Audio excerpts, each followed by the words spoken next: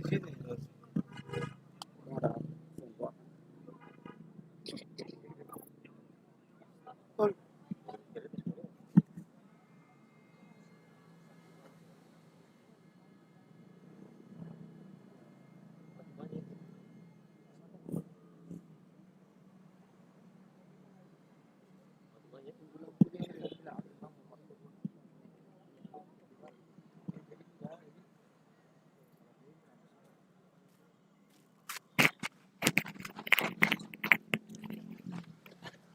cek, cek.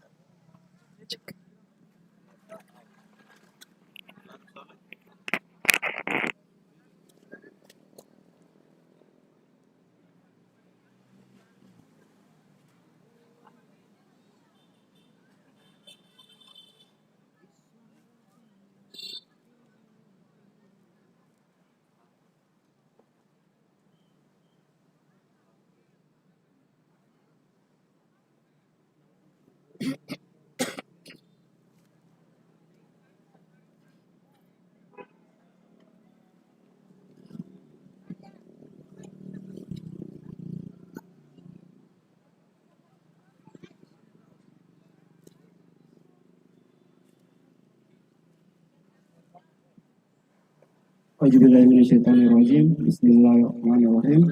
Assalamualaikum warahmatullahi wabarakatuh. Assalatu wassalamu ala asyrafil anbiya'i wal mursalin. Amma ba'du fa ya ibadallah haqqa tuqatih tsumma innaka antum muslimun. Pertama-tama mari kita panjatkan puji dan syukur kita kehadirat Allah Subhanahu wa taala karena atas segala rahmat serta limpahan hidayah dan kasih sayangnya hari ini kita dapat berkumpul di forum dakwah ini. Lalu pula salawat serta salam kita haturkan kepada junjungan kita baginda Nabi Allah Muhammad SAW karena atas perjuangan beliaulah sehingga hari ini kita dapat menikmati suasana Islam dan iman. Ya, untuk tidak membuang-buang waktu, saya persilakan kepada Al-Ustadz Imam Musonef. Waktu dan tempat saya persilakan.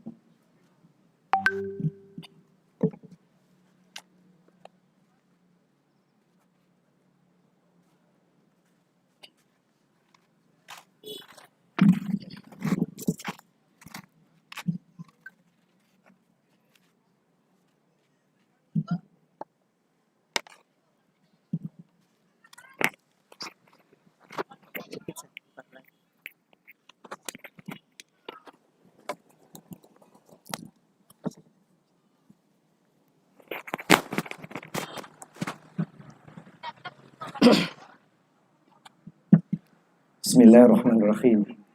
Assalamualaikum warahmatullahi wabarakatuh. Alhamdulillah ala ni'matillah. La haula wa la quwwata illa billah. Wassalatu wassalamu ala rasulillah. Amma ba'd. Bersyukur kita kepada Allah Subhanahu wa taala. Malam Rabu ini kita bisa hadir bersua ngopi, ngobrol perkara iman. Yang namanya ngobrol layaknya kita santai saja. Kita santai tetapi serius, insya Allah. Dan yang kita obrol itu adalah perkara-perkara iman. Salawat dan salam kita haturkan kepada yang mulia Nabi besar Muhammad Sallallahu Alaihi Wasallam. Mudah-mudahan kegiatan-kegiatan kita niatkan sebagai lahan dakwah ini dicatat, diterima oleh Allah Subhanahu wa taala. Sekaligus juga menjadi penembus, pengurang dari dosa-dosa yang kita lakukan. Pertama, Anda mengapresiasi sekali gagasan, ide teman-teman dari Biker Subuhan yang tidak saja kemudian merutinkan sholat subuh berjamaah dari masjid ke masjid, tapi juga sudah mulai diiringi dengan kegiatan-kegiatan lain, termasuk juga bakti di tengah-tengah masyarakat, yang tentunya itu dirindukan, dirasakan manfaatnya oleh masyarakat. Yang langkah berikutnya adalah merambah pada dakwah yang lain, dakwah di mana tidak saja dilakukan di masjid-masjid, di musola, di pesantren, di madrasah, tetapi juga sudah di pinggir jalan, di trotoar, di pinggir pantai, dan seterusnya. Hari ini kita dakwah tidak harus mendatangkan banyak orang di tempat di mana pemateri menyajikan dakwahnya. Tetapi yang paling penting adalah bagaimana sebuah dakwah itu bisa tersyiar, dipublikasi secara luas melalui media-media. Karenanya pengetahuan kita tentang IT, ya, ini sangat penting agar kemudian dakwah-dakwah seperti ini bisa banyak didengarkan. Kalau hari ini kan kita mungkin 20 orang. Tapi kalau diviralkan, ya, bisa didengar oleh ribuan orang yang semua itu mendapatkan manfaat dan kita sekalian mendapatkan pahala. Di sini ada Ustadz Tamrin Laode, Ustadz muda kita, ya, yang menjadi pelopor kita bersama juga, alhamdulillah. Jadi kita memadukan, ya, semua hadir di sini. Dan dakwah seperti ini sudah mulai dilakukan oleh orang-orang yang berambut gondrong, kadang bahkan bertato, tatonya masih kelihatan, masih ada, tapi mereka dengan sungguh-sungguh berdakwah. Maka kita yang limis, yang bersih, yang licin ini seharusnya malu dengan mereka. Karena banyak orang yang matu, ya, yang matu, habis maksiat dia tobat, bukan tomat. Kalau tomat kan, ya, habis tobat dia maksiat lagi. Ini setelah maksiat dia tobat. Subhanallah. Untuk memulai agar suasana hati kita lebih tenang, lebih senang, lebih bisa menikmati di antara hingar-bingar kendaraan yang sedang lewat, dan kemudian saudara-saudara kita sedang menikmati kopi, mari sama-sama kita berdoa dan ikuti penggalan doa ini. Bismillahirrahmanirrahim. Rabbi auzi'ni an ashkura ni'mataka allati an'amta alayya wa ala walidayya wa an a'mala salihah tardahu wa aslih li min ibadikas salihin. Amin ya rabbal alamin. Saudaraku sekalian, tema judul yang sudah diiklankan di Facebook, di grup-grup WhatsApp adalah menyemai benih ladang akhirat. Menyemai benih ladang akhirat. Kalau kita bicara tentang akhirat, tentu kita pasti bicara tentang iman. Maka relevan sekali kelompok kita mengatasnamakan ngopi, ngobrol perkara iman. Berbicara tentang iman adalah berbicara tentang sesuatu yang rasional atau irasional. Betul? Rasional artinya bisa dicerna oleh akal pikiran. Irasional itu tidak mampu akal pikiran mencernanya. Yang rasional sangat banyak perkara-perkara yang rasional, sehingga menguatkan kita untuk bisa beribadah, bisa yakin kepada Allah Subhanahu wa taala. Contoh, Allah memberikan tubuh kita dengan kesempurnaannya. Allah menciptakan wajah kita ini, sekalipun kadang kita tidak begitu menyukai karena kulitnya, gitu ya. Kenapa saya tidak putih? Atau karena hidungnya yang mancungnya ke dalam, bukan keluar, dan kita tidak suka. Atau tinggi badannya yang tidak sesuai proporsional, kita mengeluh. Tapi sesungguhnya semua itu kalau kita renungkan sangat sempurna. Antum semua bayangkan, andai kata, ya, hidung ini misalnya menghadapnya bukan ke bawah, ya, menghadapnya ke atas, maka saat hujan kita akan kesulitan. Kalau mulut kita ini misalnya diciptakan dua dan telinga satu, seperti apa? Tidak ada keindahan, tapi presisi banget. Ya, wajah kita ini sangat presisi, ya, sangat presisi. Ini logika.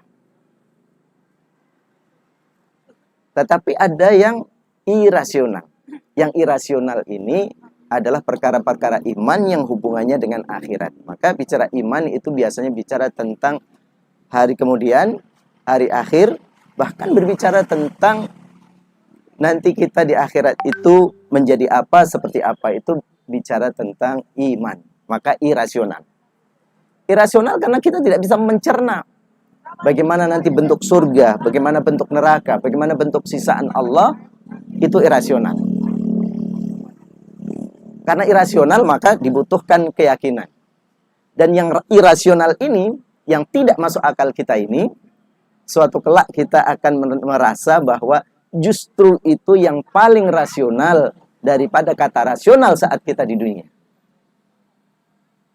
Maka mumpung kita masih diberikan kesempatan saat di dunia ini, maka berbicara iman baik rasional maupun irasional, kita jalani dua-duanya. Karena memang keyakinan, iman itu dibutuhkan perpaduan dua istilah itu. Kemudian saudara-saudara sekalian, hidup di dunia kita ini, ketika rezeki kita banyak, badan kita sehat, keluarga kita aman, tentram, dan damai, maka kita merasakan sangat bahagia, sangat senang.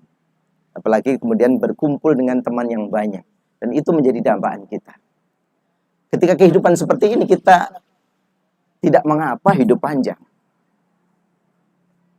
Tetapi ingat bahwa kehidupan ini ternyata sangat singkat. Hidup yang panjang nanti saat kita di akhirat.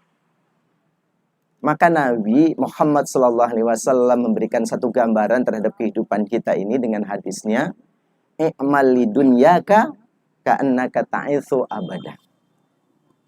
Ya, berbuatlah kalian untuk dunia kalian, apa saja. Maka Anda akan merasa seolah-olah Anda akan hidup selama-lamanya. Maka orang yang sedang menikmati dunia ini dengan sungguh-sungguh dan kemudian melupakan akhirat, maka orang seperti ini seolah-olah tidak akan pernah mati. Kata Nabi, seolah-olah karena tidak mungkin orang itu benar-benar akan hidup selama-lamanya. Fa'mali akhiratika ka'annaka tamutu ghadan. Tetapi kalau engkau sudah mengingat akhirat, ingat mati, ingat siksa kubur, maka engkau seolah-olah akan mati besok. Maka perimbangan terhadap apa yang Rasul SAW sampaikan ini harus menjadi bagian kehidupan kita. Kadang kita merasakan hidup itu memang harus kita syukuri, nikmati. Tetapi juga kita sadar bahwa hidup ini akan terhenti suatu ketika. Baik dalam usia yang tua maupun usia muda, dalam keadaan sehat maupun dalam keadaan sakit, dalam keadaan sadar maupun keadaan tidak sadar, kita akan terhenti. Maka apa yang harus kita lakukan? Maka kita diberikan bekal agar kita tetap menyeimbangkan tawazun terhadap apa yang kita lakukan. Tetap kita sungguh-sungguh mencari kehidupan kita, belajar sungguh-sungguh agar kita mempunyai banyak ilmu, bekerja sungguh-sungguh agar banyak harta, tetapi jangan lupa dari kesungguhan-kesungguhan kita itu mengumpulkan harta dunia ini, ingat semua itu akan kita tinggalkan dan kita akan kembali ke alam yang namanya kubur. Kemudian saudara-saudara sekalian, nah ini juga ya menjadi catatan penting kita ya, terhadap dakwah kecil yang kita lakukan hari ini. Dulu ketika pertama kali Rasul Muhammad SAW diperintahkan berdakwah, beliau seorang diri. Kemudian mengajak orang-orang di sekelilingnya. Dan kemudian merambah kepada tetangga, orang-orang yang lebih jauh. Tantangannya berat. Hari ini subhanallah, dakwah-dakwah seperti itu nyaris tidak ada tantangan kita. Ada orang lewat, tidak ada yang syirik dengan kita. Tidak ada orang yang melarang kita. Tidak ada orang yang melempar kita. Paling akan ada gangguan, misalnya PLN mati tiba-tiba gitu ya. Tapi secara umum tidak ada gangguan. Enak gitu. Dulu tidak demikian. Setiap dakwah itu dilakukan, pasti di situ sudah langsung ada tantangan. Yang melempar ada ujian, kita, ada cobaan. Siapapun yang melakukan ada gangguan, misalnya PLN mati tiba-tiba. Maka gitu ya, merasakan nikmatnya. Tapi secara umum tidak ada gangguan. Ya. enak. Dan jangan melihat jumlah kita yang hari ini sedikit. Setiap dakwah itu dilakukan. Karena sedikit belum tentu langsung ada tidak memiliki manfaat. Sedikit belum tentu tidak hebat. Bahkan Rasulullah, Allah dalam Al-Quran itu ya menggambarkan sedikit, tapi dikelola dengan baik, dikelola dengan profesional. Ya. Karena sedikit dakwah ini kan dikelola misalnya lewat real time di Facebook, di media, direkam, diedit, kemudian di-upload di YouTube. Kita viralkan dan kemudian banyak sedikit orang, tapi dia akan bermanfaat. Yang dulu tidak ada sekarang. Ya. Karena sedikit, maka kam min fi'atin qalilatin walabat fi'atan katsiratan bi'idznillah. Kemudian di-upload di YouTube. Suatu itu yang kecil, yang nampak remeh, tetapi dikelola dengan baik, bermanfaat. Terus menerus ikon, terus menerus dilakukan. Maka ya akan mengalahkan, akan menghancurkan kebatilan yang besar sekalipun. Suatu itu yang kecil. Maka yakin ini adalah cikal bakal kebaikan dakwah dengan baik, bermanfaat. Paling tidak kita di kota Ambon ini insya Allah. Amin. Ya, amin ya rabbal alamin. Mengalahkan akan tentu bukan berarti tanpa ada masalah yang besar sekalipun. Karena setiap orang itu adalah cikal bakal setiap organisasi, apalagi bukan organisasi profit ini, kita di kota Ambon. Suatu saat akan ada kejenuhan, kebosanan, kelelahan. Nah, di saat yang seperti itu kadang kita akan berhenti. Kita akan minta cuti, akan tidak melakukan apa-apa, dan kita mengharapkan orang lain yang melakukan. Maka jadilah setiap kita ini adalah pelaku-pelaku utama agar dakwah sekalipun model seperti ini harus jalan terus-menerus. Siap? Setuju? Harusnya begitu. Ya Allah, jadikan hamba adalah bagian utama yang menjalankan dakwah melalui ngopi ini, ngobrol perkara iman itu. Entah di depan kafe atau di mana, itu urusan kedua. Jadi sehingga jiwa-jiwa seperti itu harus terkumpul.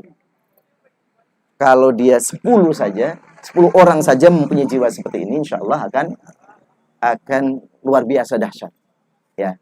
Apalagi kemudian yang 10 itu menjadi 50, yang 50 menjadi 100, maka insya Allah kekuatan kita akan terus bertambah.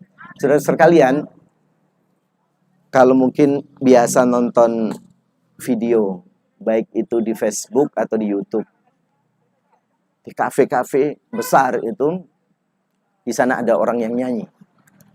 Misalnya Triswaka sama Nabila ya.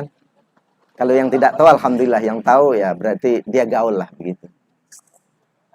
Itu biasanya kalau dia nyanyi ditonton oleh banyak orang. Bahkan dia diundang kemana-mana. Diundang kemana-mana. Bayarannya sudah mahal. Ya, viewernya sudah banyak sehingga mendapatkan profit dari nyanyi.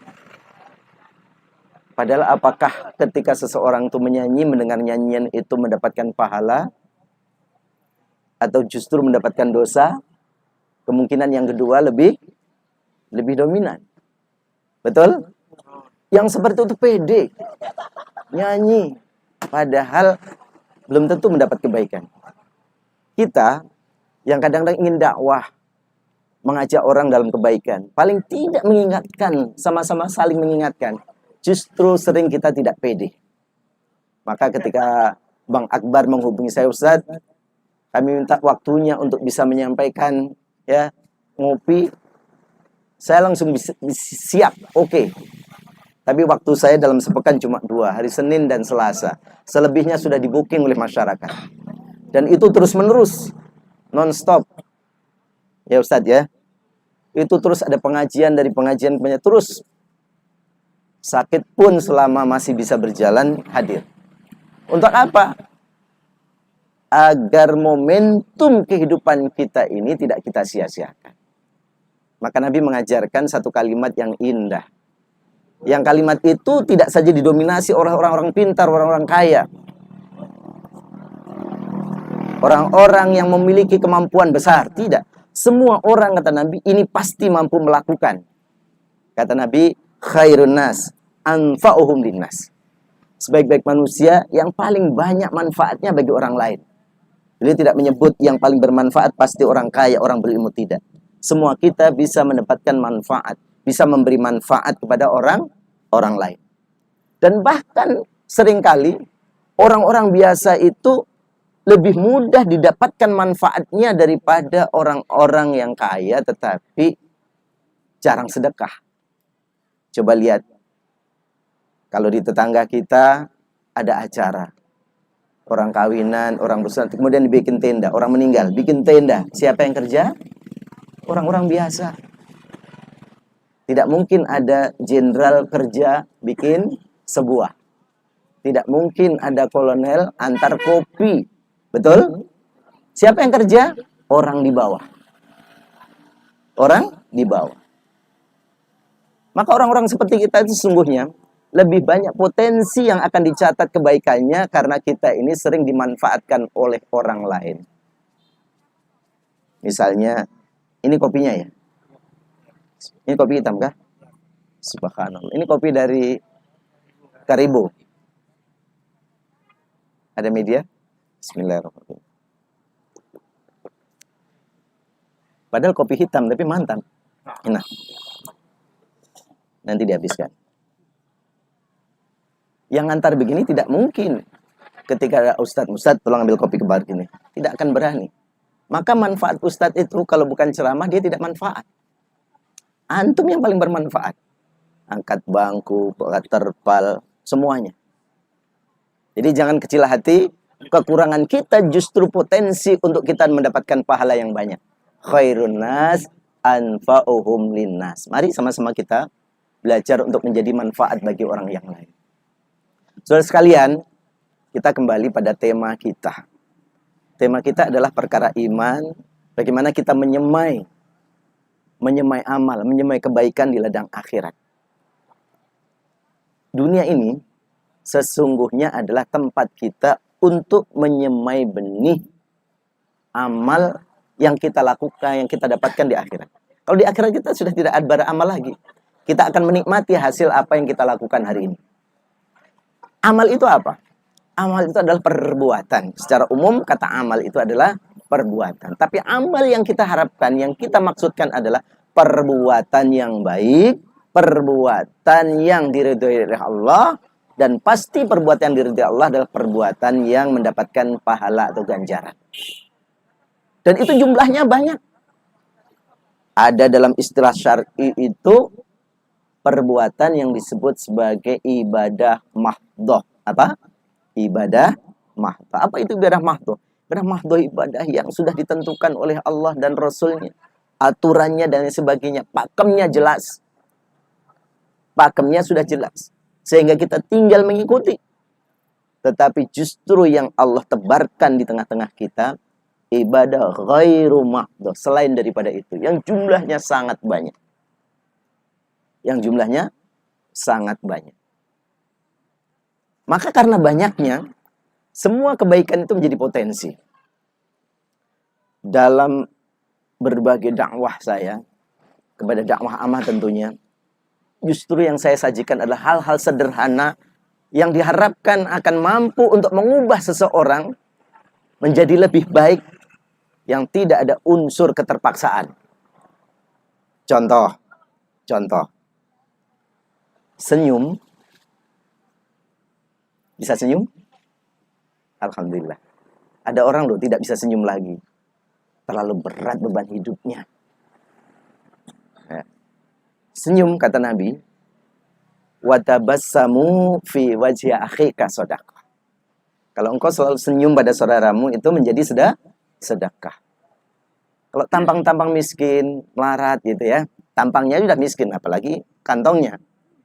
Sudah malah senyum, maka apa yang mau dihadirkan untuk kebaikan? Maka banyak senyum. Karena senyum itu sedekah.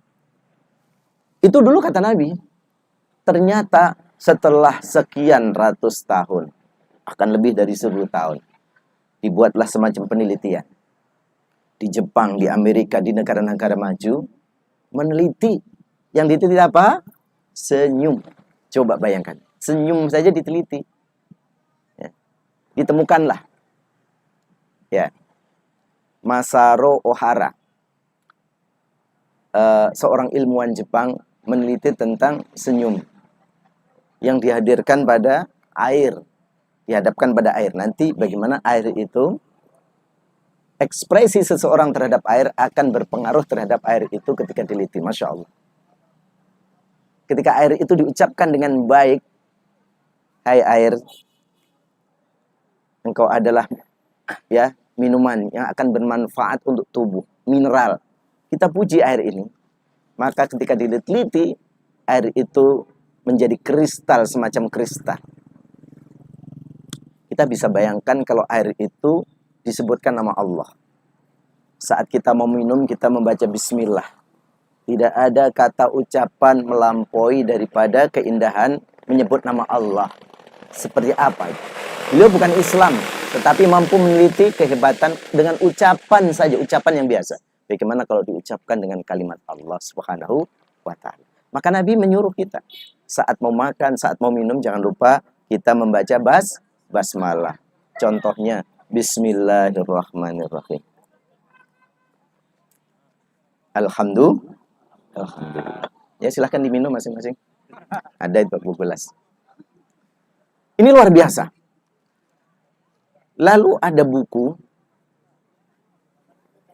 100 macam manfaat senyum. Masya Allah. Ternyata orang yang rajin senyum itu mampu menyembuhkan sel-sel tubuhnya yang mau rusak. Nanti boleh dicari bukunya. Tapi saya punya di rumah begitu. Jadi orang yang senyum itu bisa menyembuhkan diri sendiri dan orang lain. Jadi tidak mesti dokter, tidak mesti dukun, tidak mesti tabib. Antum bertemu, terus kemudian tersenyum. Ini Masya Allah. Orang senang dengan senyum. Antum datang di semenit, terus kemudian wajah antum garang semua, Ustadz juga jadi takut. Apalagi yang rambut panjang, masih ada tatoan begitu. Waduh. Tapi kalau antum senyum, walaupun tidak lucu. Senyum kan tidak harus dipancing dengan lucu. Senyum itu bisa Pak. Wa tabassamu fi wajhi akhika sadaqah. Kalau engkau senyum pada saudaramu, engkau seperti orang yang sedang sedekah. Masya Allah. Ini butiran-butiran mutiara yang diajarkan di dalam Islam yang harus kita yakini, yang akan membawa keberkahan dalam kehidupan kita. Maka saudara-saudara sekalian, sebenarnya Islam itu telah memberikan ruang yang sangat luas untuk kita sekalian mendapatkan kebaikan. Mendapatkan kebaikan. Dulu ada seorang sahabat yang mengatakan begini. Kami ini bisa apa? Ya, ini kan bahasa anak muda sekarang juga ada seperti ini, ya. Nah, apalah gue ini, ya. Kami ini bisa apa? Bicara sedekah orang-orang kaya sudah menguasai. Bicara ilmu, kami ini bukan ilmuwan. Orang-orang pintar sudah menguasai. Jadi seolah-olah dia tidak ada ruang untuk menjadi orang hebat. Maka Nabi tegur, bukan demikian. Tidak demikian. Bahkan engkau mengucapkan subhanallah, itu juga sudah mendatangkan pahala. Lalu kemudian Nabi menarasikan tentang kehidupan sampai kemudian ada orang yang tidak mau lagi hidup dengan berkelimang harta. Narasi apa?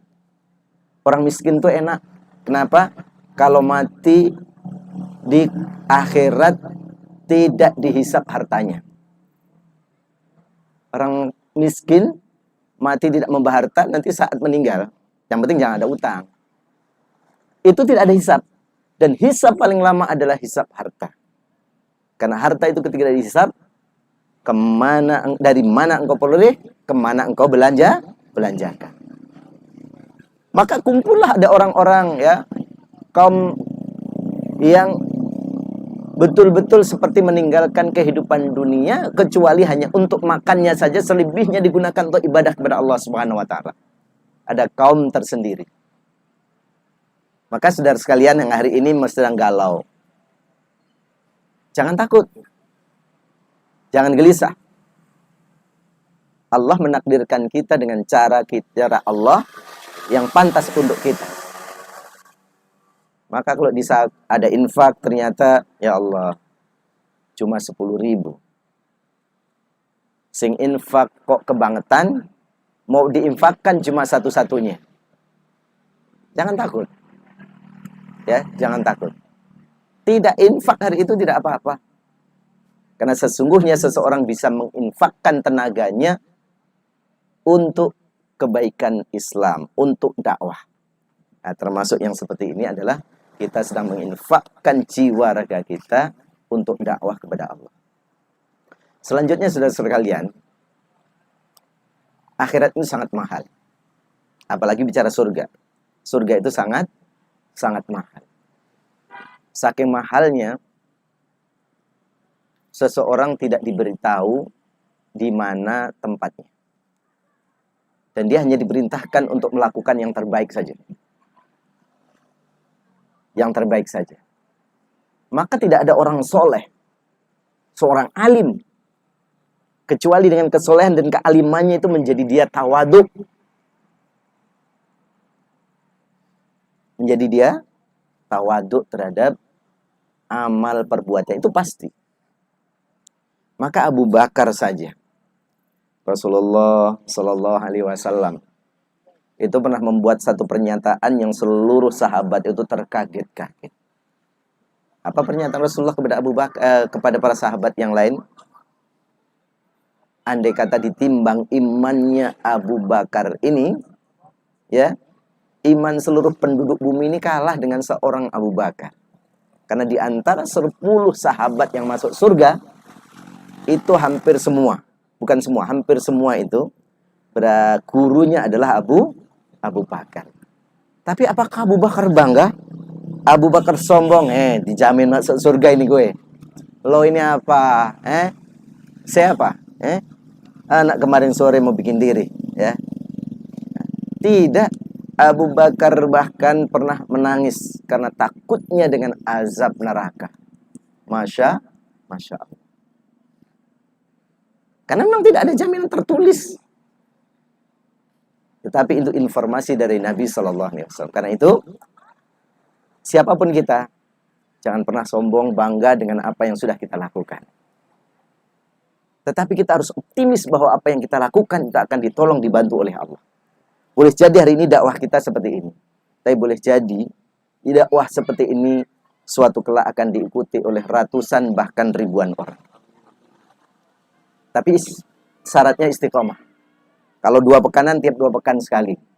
Rutin dilakukan. Kapanpun, dimanapun. Dan tentu diviralkan. Yakin dan percaya, insya Allah suatu saat akan besar. Jadi saudara sekalian, yuk kita sama-sama menikmati hari-hari kita sambil menunggu masa di mana Allah menghentikan jalan kita dengan terus berbuat baik. Dengan tidak melenakan kehidupan kita di dunia ini. Karena sungguh kita tidak mungkin bisa mencapai akhirat dengan menyia-nyiakan dunia. Karena memang kita hidup ini sekarang ini ada di dunia. Tetapi jangan mencoba dengan hanya fokus terhadap dunia melupakan akhirat. Karena sesungguhnya akhirat hari ini hanya cerita, tapi kelak itu menjadi nyata. Dan ketika kita di akhirat, dunia kita hanya tinggal cerita. Bagi orang-orang yang beramal soleh, ditampakkanlah pahalanya, dia akan bercerita dengan penuh bahagia tentang dunianya dulu. Tapi orang-orang yang penuh dengan dosa, penuh dengan kezaliman, dia akan menceritakan dengan tangisan air mata saat nanti di akhirat. Maka bayangkan kehidupan yang akan datang dengan bayangan hari ini. Dan lakukan terus-menerus. Sehingga semua kita dipuji. Maka kalau antum ingin dipuji, maka bayangkan tuh yang memuji bukan manusia, tapi yang memuji Allah. Sehingga tenang. Kita ini masih punya nafsu yang sangat kuat. Terutama nafsu tentang kebanggaan kehidupan dunia. Maka secara umum manusia itu senang dipuji. Betul? Ustadz pun senang dipuji. Maka ustadz harus lebih banyak istighfar. Ya, senang dipuji. Kalau dibilang ganteng, soleh, sosial tuh senang bukan main. Coba ada orang bilang satu kali bertemu, si pemuka ini makan buram saja, sehingga ada cahaya. Wah, hati sakit. Hati sakit. Padahal itu kalau ditanggapi dengan kebaikan, mendatangkan pahala. Si pemuka makin sehingga ada cahaya. Astagfirullahaladzim. Allah catat istighfarnya. Orang yang mencaci tadi dicatat dosanya. Pahalanya dari yang mencaci dipindahkan kepada yang istighfar tadi. Masya Allah. Maka orang, nanti kita akan temukan orang di mana punya keseimbangan yang luar biasa. Pada titik kulminasi yang luar biasa di mana ketika dipuji dia tidak merasa tinggi hati, ketika dia dicaci dia tidak merasa rendah. Dia tetap biasa-biasa. Begitulah Rasulullah mengajarkan kepada para sahabat dan kita semuanya.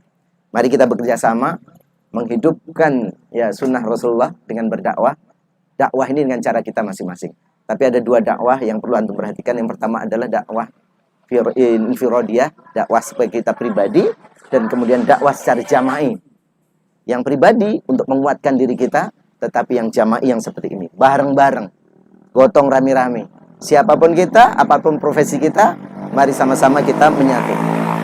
Nanti orang-orang seperti ini akan diberikan ganjaran khusus, di mana siapapun yang mendahului masuk kapanpun